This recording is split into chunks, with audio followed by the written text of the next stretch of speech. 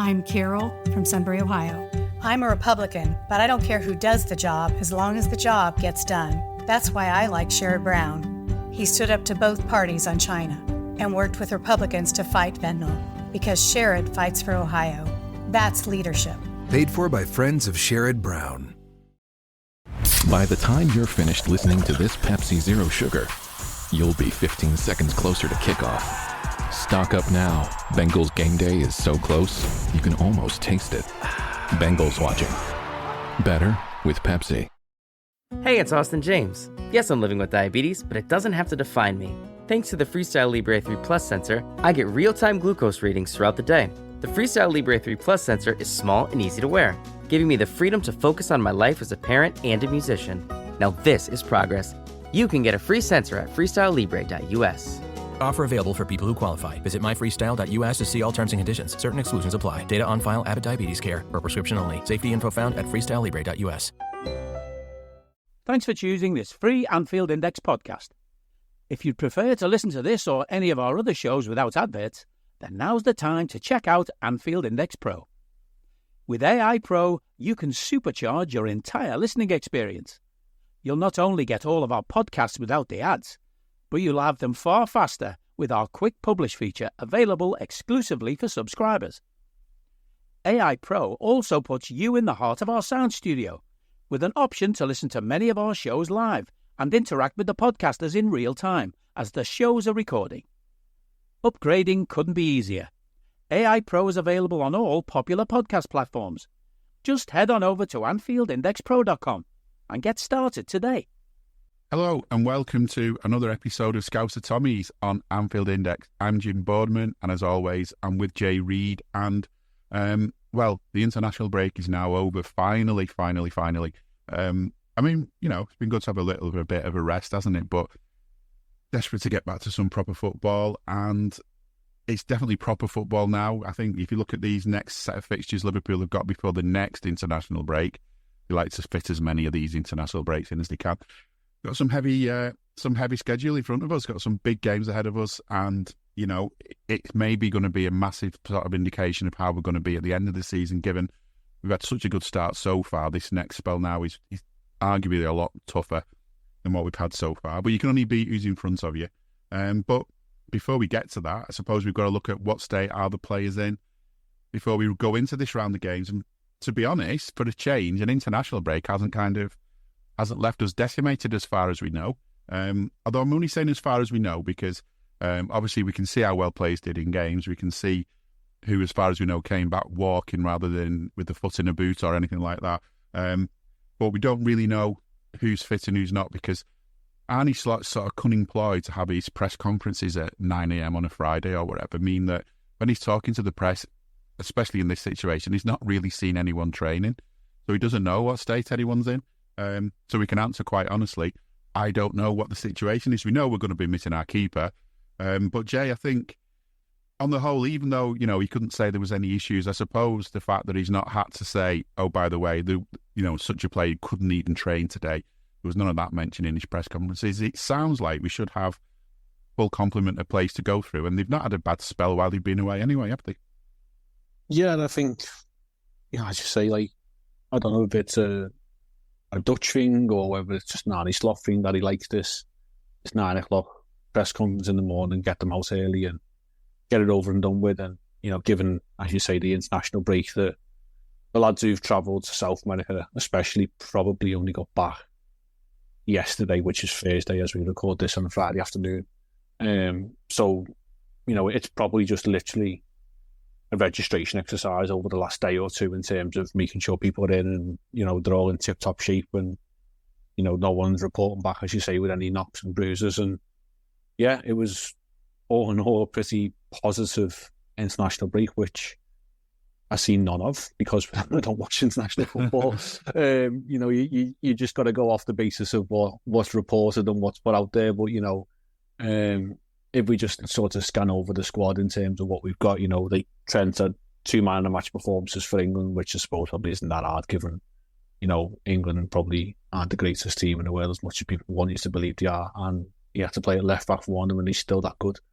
You know, and then We've also got McAllister went with a knock, but only then played 60 minutes over the 2 games, which is probably nice to see that maybe they're sort of liaising with the club and saying, you know, like, if he is sort of carrying anything, then let's not flog him and, you know, manage him correctly and be sensible with him. Diaz got some game time and goals for Colombia. Nunes got game time for Uruguay. Didn't fortunately get any goals, but, you know, ticking him over and keeping him fit certainly won't do the lad any harm. Szoboszlai got a couple of goals for Hungary against Bosnia the other night, and what a pretty impressive performance in. He even managed to get down on one knee and propose to his missus as well, so not a bad little international break for him. I think Costas got some minutes in his legs. Bradley got the armband for the Northern Ireland team, and, you know, whether that smacks of the calibre of player within their squad that they already see that he's probably head and shoulders above them. I've got him in my head as the Northern Irish Gareth Bale, where, you know, he's going to be elevated as a player who's very, very important in the national team because he's so damn good. And, you know, he'll have a stellar club career, hopefully, that Gareth Bale did as well. Robertson seemingly played along with the Scotland team and making Ronaldo cry at Hampden Park, which is always fun to see. And I think, you know, there's probably a couple of others I've missed, Gravenberg and the likes. I think Salah was left out of the game of fears that the Egyptian coach thought he was going to get his head kicked in. And the pitch weren't great that they were playing. And I think, correct me if I'm wrong on the pronunciation, I think it's Marijuana or something like that. And he smoking place. He basically just said, you know, you're not needed, and it's not worth your life, basically. But you other lads, by the way, we've not asked about you quite. Yes, yeah, he's the Egyptian king for a reason, my friend. And then Virgil tactically got himself sent off and got an early dart in the Dutch squad. So, yeah, I think Kanate also carried some fella called William Saliba in the French team, who everyone leads you to believe is the best centre-back in the league. But, yeah, Kanate put him on his shoulders and carried him for the French national team, which is always nice to see. So, yeah, all in all, from what we know, coming back, Alisson is the only one who's out, which we knew of anyway. We got a couple of pictures the other day of Harvey Elliott in his recuperation period. Hopefully, during this stint of games, I think it's like 7 or 8 games, maybe 9, I don't know, but between now and the next international break, which is sometime in the middle of November, we could hopefully get Harvey back into the fold, and even if it's, you know, a couple of sub appearances, but he's available for selection.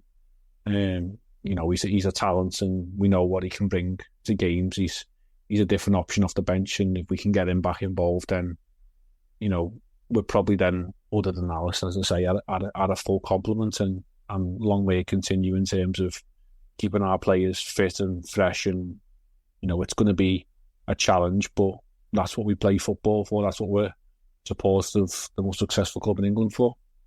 Yeah, that's the thing. You know, you're not.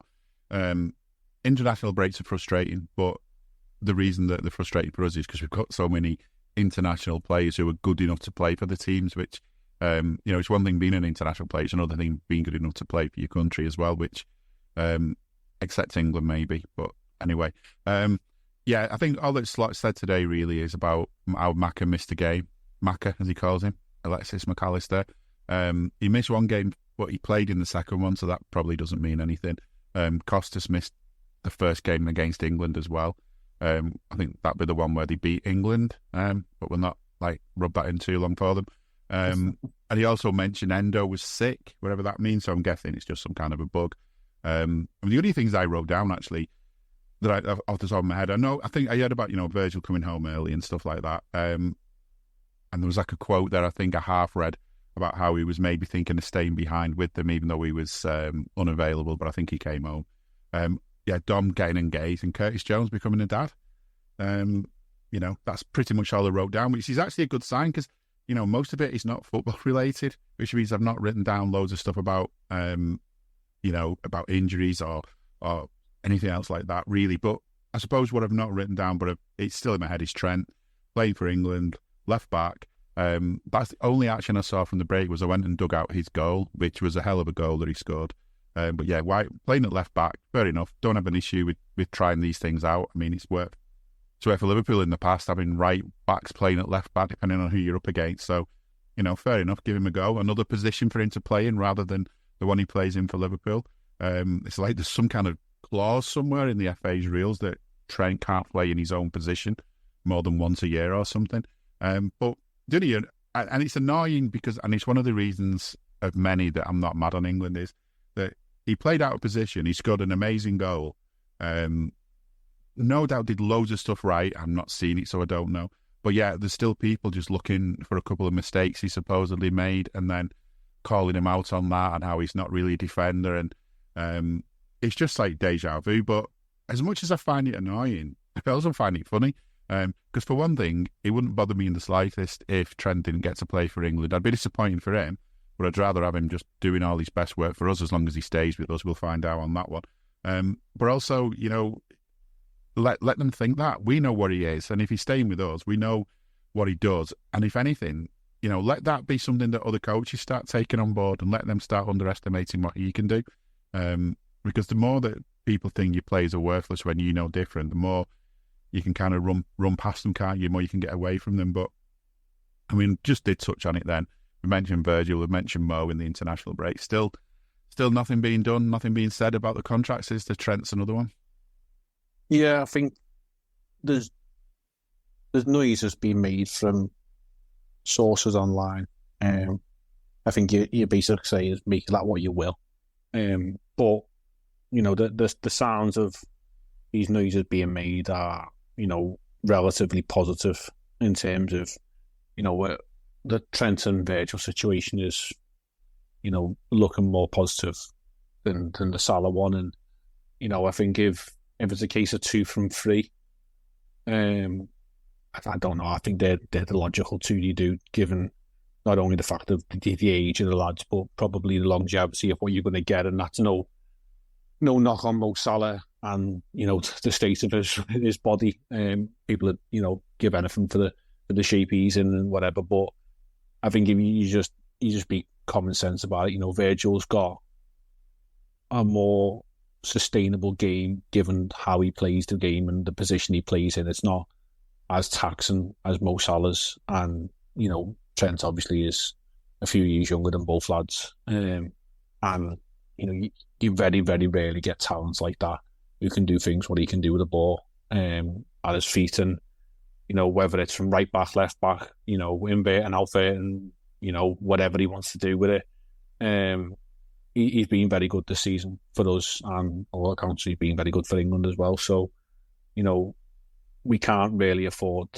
We can't. It's just impossible. You can't afford to lose these talents for free because, it's criminal, and you're very, very hard pressed to find anyone, sort of the level to replace them, and then it comes at what cost? It's just a mad one, really. But it would be nice if we had contract news over the international break that Gerald Kwanzaa got a new deal. There's talk that Ivo Kanate is in line for the new deal. That's going to be close. It would be nice if one of the 3 lads who were close to the expiry of the current deal would sort of pencil that in.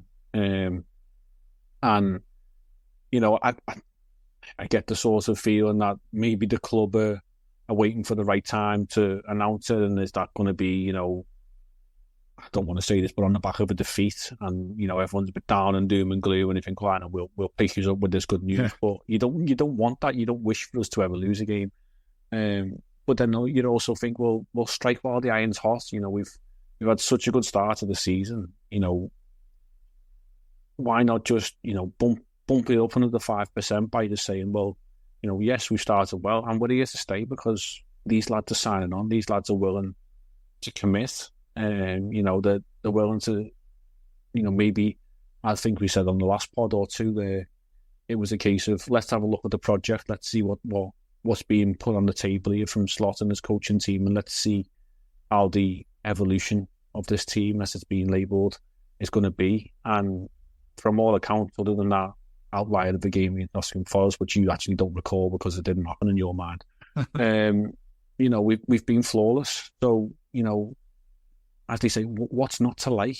There's there's clearly enough signs, and maybe it's a case of, as we approach this more trickier period, and the calibre of teams, with all due respect to those we've faced previously, is higher. The 3 games a week, is however you want to square it up, it's going to be hard.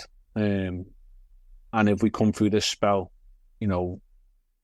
still within, top of the league, a point or two either way, like whether we're above, whether below, where you're aiming for the next international break with being very much in contention at the top of the league, a point or two here or there. We've got a couple of Champions League games to negotiate. If you can get through them, I think we've got 2 during this stint, away at Leipzig and home to Leverkusen. Your probably barometer for that is, you want 4 points at least, if you can, from those 2 games.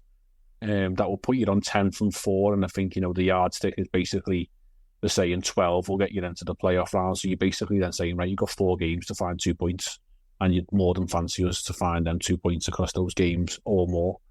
It's basically saying, well, we're going to be playing Champions League football after Christmas and beyond, not just the 2 extended games of this group stage. You're sort of saying, into the springtime, we'll have Champions League football at Anfield. So, yeah, I think, if there's close to being sealed on 1 or 2 of them, then let's try and push it along. Let's get it out there. Let's keep this positive vibe and feeling going. And by all accounts, the lads are making the sound like they want to stay. So, I know they're not straightforward, but as fans, we do like to think, well, come on, just get it done and give us something to shout about. This episode is brought to you by Allstate. Some people just know they could save hundreds on car insurance by checking Allstate first. Like, to check you have the tickets in your wallet first before you drive 2 hours to the big game. Seriously, you had one job. Now the closest you'll get to the 50-yard line is parking lot D. Yeah, checking first is smart. So check Allstate first for a quote that could save you hundreds. You're in good hands with Allstate. Savings vary. Terms apply. Allstate Fire and Casualty Insurance Company and Affiliates. Northbrook, Illinois. It's Croctober, the official celebration of Crocs fans like you. So whether you like to rock your classic clogs, get cozy and fuss-lined, personalize with your favorite Jibbitz charms, or even, dress up like a clog for Halloween, it's time to tell your story and share your style. Join the Croctober celebration with Crocs fans around the world. Go to crocs.com to discover the range of shoes and find a pair that's iconic like you. Crocs, celebrating you all month long. When it comes to towing, seeing is believing. That's why Chevy Truck's advanced camera technology offers up to 8 available cameras for 14 unique views, so you can focus on the view that really matters. Chevrolet, together let's drive. Learn more about Chevy Trucks at Chevy.com. Safety or driver assistance features are no substitute for the driver's responsibility to operate the vehicle in a safe manner. Read the vehicle owner's manual for important feature limitations and information. I don't need a VPN. I've got nothing to hide. Ha. This is what I used to tell myself before I hooked up with LibertyShield.com. Not only is my home internet now fully encrypted, but I can now access all the websites I want, whenever I want, and do so from absolutely anywhere. As a Liverpool fan, I love to know I can now watch every match, regardless of whether it's on UK TV or not. My Liberty Shield VPN makes sure nothing is blocked and guarantees me super fast streaming speed throughout that match. You can get connected right now with their software package, which includes a 48-hour no-obligation free trial and instant access to their apps for Apple, Android, Fire TV, PC, Mac and Android TV. Or go a step further like I have and get one of their pre-configured VPN routers. These small but powerful devices allow you to easily connect every device in your home to VPN, making it the perfect solution for smart TVs, Mac boxes, and games consoles. Visit LibertyShield.com today and use coupon code AIVPN25 to get 25% off at checkout. Yeah, and I mean, it's one of those situations, isn't it? I mean, if you were in the room with the talks going on, you'd probably hear it's a lot more relaxed than it feels from the outside. It's probably... I mean, the deals are so much more complicated nowadays. I mean, I suppose when like Bill Shankly or Bob Pace, who were involved in saying, can we give a new contract to this lad? it was literally down to like, well, how much are we going to give him a week? Are we going to give him a win bonus? What will it be? Will we pay him? What will we pay him when they're off? What will we give him as appearance money? It was all that kind of stuff. Nowadays, it's so much more to it. And I think as well with this new deal with Adidas as well, I wonder if that's playing a part with Trent's deal, because it's sort of like Trent's getting so much money from Adidas because he's kind of becoming the face of Adidas, certainly from our point of view anyway. So how much money are Adidas going to pay him, and how much money are Liverpool going to pay him? Who's going to have control over image rights and all the rest of it? And I would imagine there's all kinds of complicated stuff going on around that sort of world as well. And something else that I mean, as well, and going on what you're saying as well, I think, I get the idea of announcing it to sort of counter some bad news if there is some, but I prefer the idea of announcing it as soon as you can to stop all the negativity bubbling away, because that's kind of one of the frustrations. You go into a game against Chelsea and it's like, oh, is Trent leaving? Is Salah leaving? Is this going to be the last time he plays this team here? Or, all this kind of stuff goes on all the time, especially on away trips. Like, this is last time for Liverpool at that ground. And it's frustrating that negativity builds, when really behind the scenes, I imagine it's already known what's going to happen. I can't believe at this stage we're still at the point where there's sort of guns being held to each other's heads about, massive ultimatums. If Trent wants to leave, I imagine his mind's already made up. Same with Mo, same with Virgil. And if, as we hope is more likely, certainly two of them, they don't want to leave, then I just think it is. It's just all down to like bartering and squeezing on the last penny or whatever, or not squeezing the last penny you can out of the deal. And I'm sure it will go ahead. I'm sure. I do feel confident about definitely Trent and definitely Virgil, but we'll see.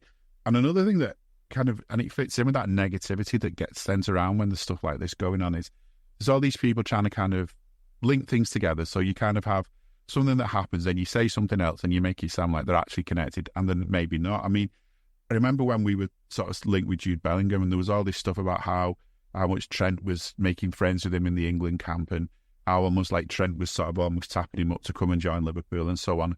And that's kind of been switched around, that's what's been happening to make Trent not stay with Liverpool.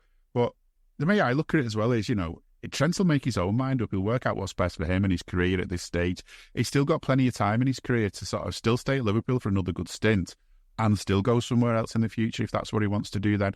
But now he can stay. And the thing to me is why he does stay, how many players can he actually tap up and bring to this club? I'm not saying in the illegal sense of the phrase, don't want him getting any FA charges, but if Liverpool are linked with players and they see someone like Trent playing and others, they're going to want to come and have a piece of that. They're going to come on and join. How many players would not love to be on the end of one of Trent's crosses? So I think it's good for us to kind of get it announced as soon as possible to get rid of the negativity. Also the uncertainty. Uncertainty's a pain.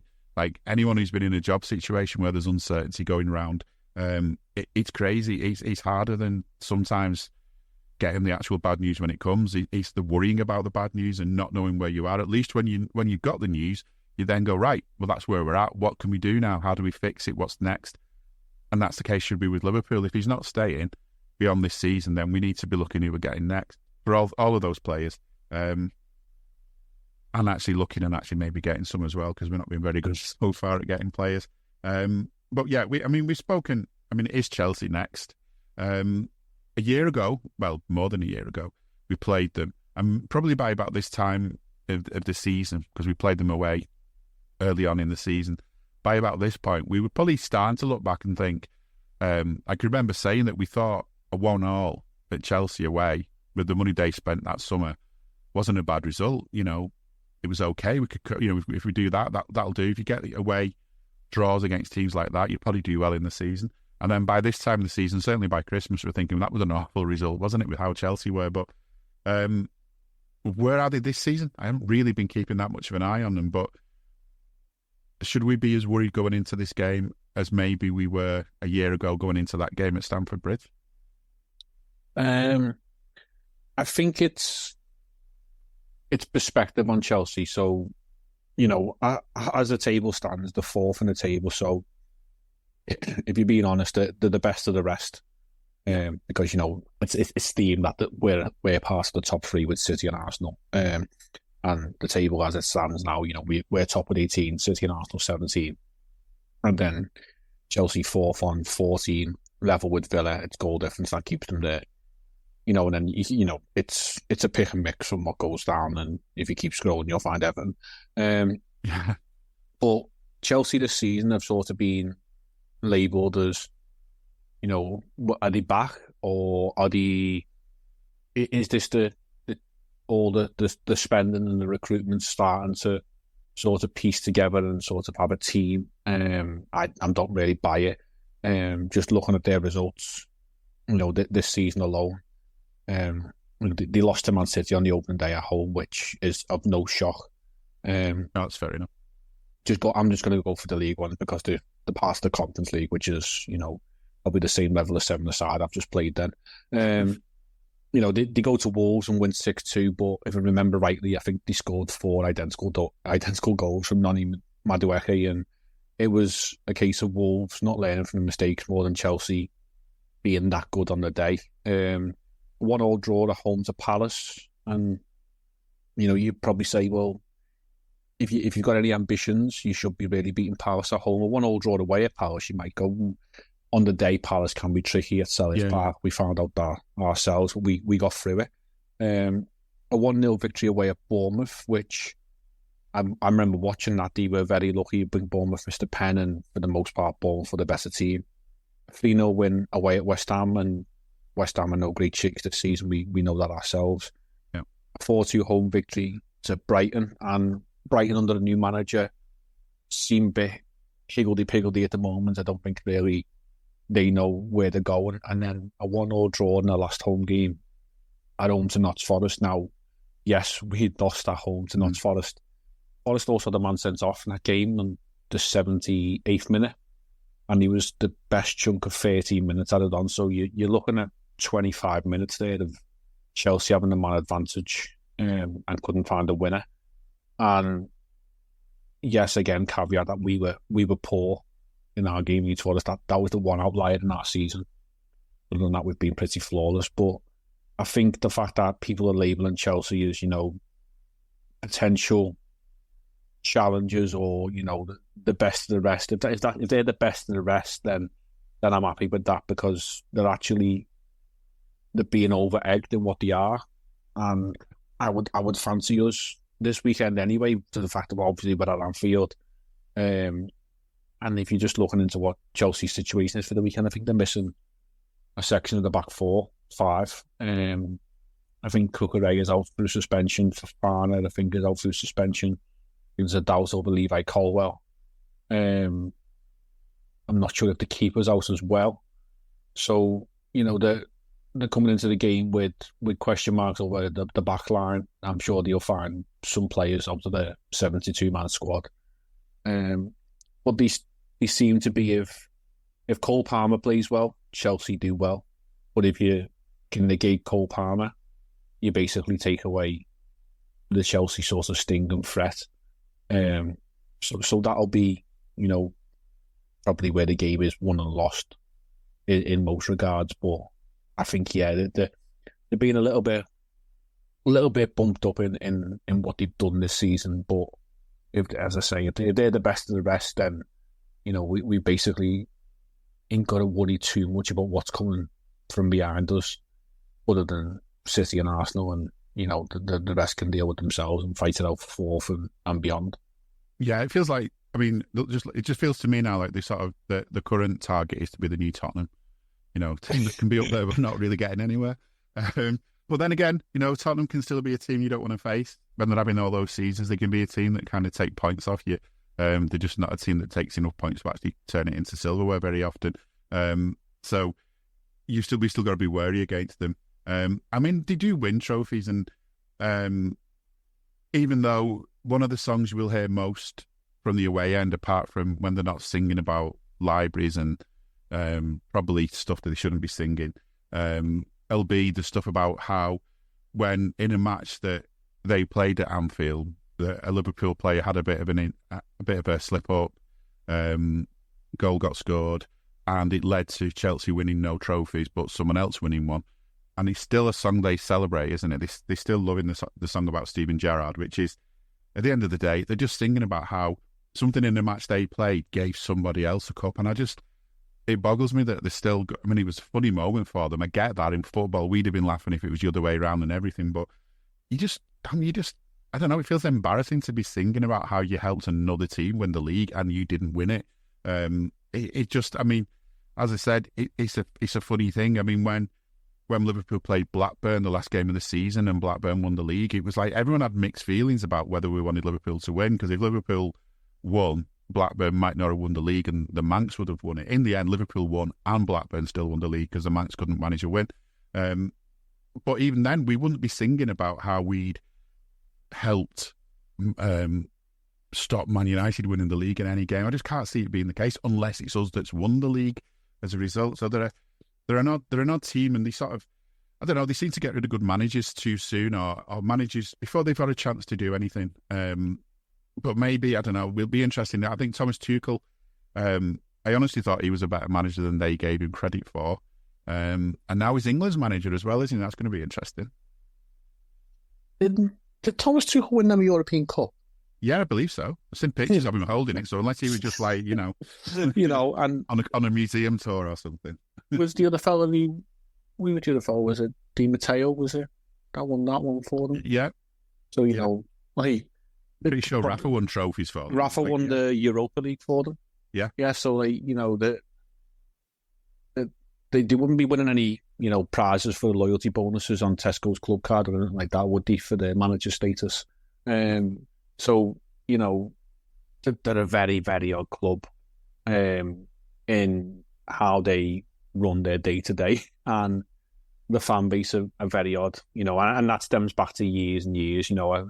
You'll know best than I will, but I've heard stories, like when Chelsea fans used to go, especially to Northern grounds, and they used to wave the £20 notes in the air and say, look at us because we're from the West End of London, look at the money we've got and whatever. But there was Harry Enfield sketch where he was like this plumber, he was loaded and he used to have this phrase, loads of money, and it was all sort of tied around that. And sadly, Harry Enfield also did that Scouser sketch, didn't he? So even we had Scousers in these sketches, but obviously people take that too far. Yeah, and I think Chelsea are one of these clubs who they're just not taken very seriously. If someone says support Chelsea, it's more of your first reaction is probably to laugh and be like, why? Can you give me an honest reason why? If it stems back through your family and whatever, you've got real Cockney roots and whatever, then you're going back to the 50s and whatever. And but the chances are most people just follow Chelsea because they had a successful period under Roman, and they're trying to recreate that under Todd Bowley and dirty Saudi money and all that business. But they're a very, very odd team with very odd fan base, as you say, who are celebrating the fact that, something that didn't really benefit in them. It's like Sunderland saying oh yeah, let's all remember and sing songs about the beach ball instance because we won that game against Liverpool, but actually in the grand scheme of things, it meant nothing for us. And maybe it's a thing with teams that play in blue about being obsessed with Liverpool and singing songs about them, even though it actually doesn't lead to their success. It could be just ferreting down a mine hole there. Could be some psychological thing, and maybe someone will do a PhD on it one day. Yeah, I mean, there seems to be a team down the Lancs as well who play in blue, who are highly obsessed with us, and it's this rivalry that they want to create. It's a plastic rivalry, like the plastic flags. Is that why? Yeah, it's sort of, if anything, it sort of gives a nod to just how bloody big we are, just how good we are. That it's the ambition to want to be in the conversation with us, to want to be known as there was a time when Chelsea were Liverpool's rivals. Yet that was it. There was a time, there was a time when City at the moment, over the Klopp era or whatever, were rivals with Liverpool. But before that, they were nothing. And probably, hopefully, if things are right in football, that's a big hope. After that, then they won't be again. United are our long-term rivals. Let's have it truthfully, and Everton as well for more of local bragging rights. But yeah, Chelsea will come. They will sing. They will no doubt sing the usual tripe that we hear. And what will be most annoying actually about it all is it'll be clearly aired throughout the ground. It'll be clearly aired on the television. And it's a primetime game on Sky Sports. No doubt that, Carragher, Neville and a few others will be involved. And I can pretty much feel confident in banking every penny I've got on neither of them calling out the tragedy chanting that'll happen at this ground on Sunday, because it happens every week. But in games like Chelsea, when Liverpool fans are being condemned for chants that they used to say towards Chelsea, and, rightfully so, it was outlawed, and sort of people were put in a place and said, no, we're better than that. We don't do that. It's a bit wrong. It's out of order. You've got to respect, rights and feelings or whatever. People still back and forth. And suppose, yes, it might be a bit too close to the bone. So let's just be sensible of things, and let's just not stoop to that level. But other things will be heard, and we all know the exact ones that will come out. And it's really, really annoying that you see it happen on a weekly basis, especially when it's on primetime games, and Carragher and Neville will not shout it out. And should you ever pull them up on them online, it's a silence. And then there'll be one point in the season when it'll probably get pulled up and flagged up, and you think, well, yeah, but do it consistently, please, lads. These things are happening. Let's not just say, oh yeah, well, when Liverpool play United, and it might be around Hillsborough or the Munich air disaster, and any notion of any chanting regarding those horrific situations, nip it in the bud, because it's out of order. Well, let's have it every week, please, lads. That's something I'd like to see more of. Hey guys, it's Eddie Gibbs from Anfield Index here. I hope you're enjoying this podcast, and I'm sorry to call time on the show before it ends. In the current climate, it's tougher than ever before to offer podcasts for free. At Anfield Index, we produce over 75 free shows every month, which I'm confident is unparalleled in the LFC sphere. Whilst we'd love to offer everything for free, the production costs now make this impossible. That said, we don't want to follow the model of other channels and lock all of our content behind a paywall. So what we've decided to do is to continue offering every show for free, but cut that offering to 30 minutes on our longer shows.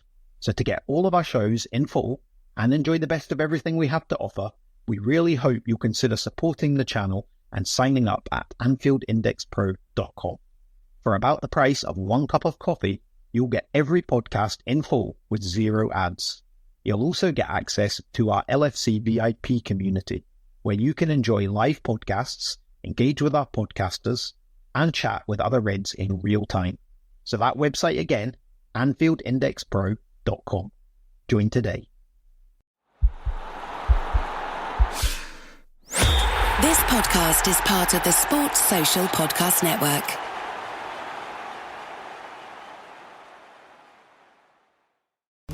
A great workout deserves a great reward. Treat yourself right with new coconut smoothie bowls made with fresh fruit, purely Elizabeth granola, and now creamy coconut. You earned it. Grab a treat you can feel good about, only at Smoothie King.